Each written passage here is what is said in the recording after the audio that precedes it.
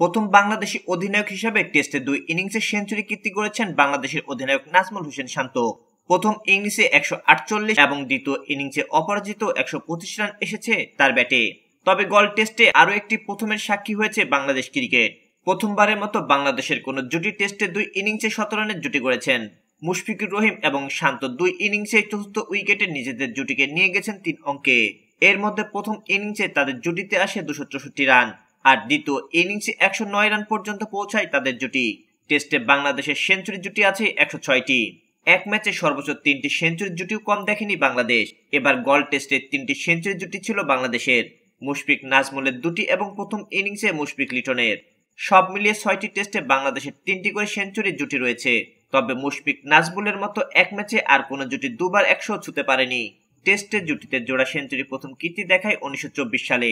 সেবার ইংল্যান্ডের Jack Hobbes এবং হার্বার্ট সাটক্লিফ সিডনিতে অস্ট্রেলিয়ার বিপক্ষে প্রথম ইনিংসে 157 রানের পর দ্বিতীয় ইনিংসে 110 রান যোগ করেন উদ্বোধনী জুটিতে।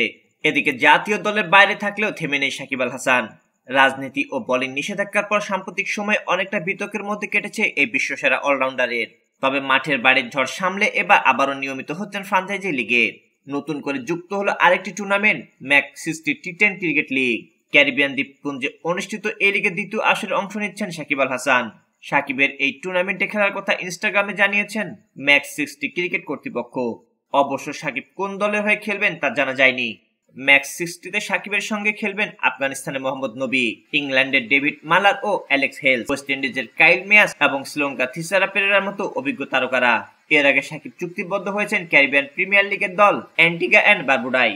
উল্লেখ্য, গত বছর কাউন্টি ক্রিকেটে খেলার সময় বোলিং অ্যাকশন নিয়ে প্রশ্ন ওঠে এবং পরে নিষেধাজ্ঞার মুখে পড়ে সাকিব আল হাসান। সে সময় জাতীয় দল থেকে দূরে ছিলেন তিনি। পরে অ্যাকশন সূত্রে ফেরেন পাকিস্তান সুপার লিগে। আগামী 16 জুলাই আয়ারল্যান্ডের মাঠে গড়াবে ম্যাক 60 ক্রিকেট লিগের দ্বিতীয় আসর। চলবে এক সপ্তাহ ব্যাপী। 23 জুলাই অনুষ্ঠিত হবে ফাইনাল ম্যাচ। লিগের প্রথম আসরে চ্যাম্পিয়ন হয়েছিলেন ক্যারিবিয়ান টাইগার্স। উইকেটের পেছনে দিন দিন ভরসার নাম হয়ে উঠছেন লিটন দাস। এরই মধ্যে হয়ে উঠেছেন অভিজ্ঞ মুশফিকুর রহিমের বিকল্প। লিটনের পরিসংখ্যান অন্তত সে কথাই বলে। পরিসংখ্যান বলছে সাদা পোশাকে এই মুহূর্তে বাংলাদেশের সেরা লিটন দাস। সর্বশেষ গলে শ্রীলঙ্কার বিপক্ষে ড্র হওয়া টেস্টের দ্বিতীয় ইনিংসে লাহিরু উদারাকে স্টাম্পিং করে মুশফিকের অর্জন স্পর্শ করেন লিটন দাস। টেস্টে এই মুহূর্তে লিটনের ডিসমিসাল সংখ্যা 113টি। বাংলাদেশের টেস্ট ইতিহাসের সবচেয়ে বেশি ডিসমিসালের তালিকায় লিটনের পাশে রয়েছেন মুশফিকুর রহিমের নাম। অভিজ্ঞ এই উইকেট কিপার ব্যাটারও করেছেন 113টি ডিসমিসাল। তবে মুশফিক যেটা অর্জনে সময় নিয়েছেন 99 ইনিংস, লিটন কুমার দাস সেটা করেছেন মাত্র 64 ইনিংসেই। মুশফিকের ইনিংস প্রতি ডিসমিসাল 1.14, বিপরীতে লিটন দাসের ডিসমিসাল ইনিংস প্রতি 1.76, যা জানান দেয় এই ফরম্যাটে লিটন এখন বাকিদের চেয়ে ঢের এগিয়ে।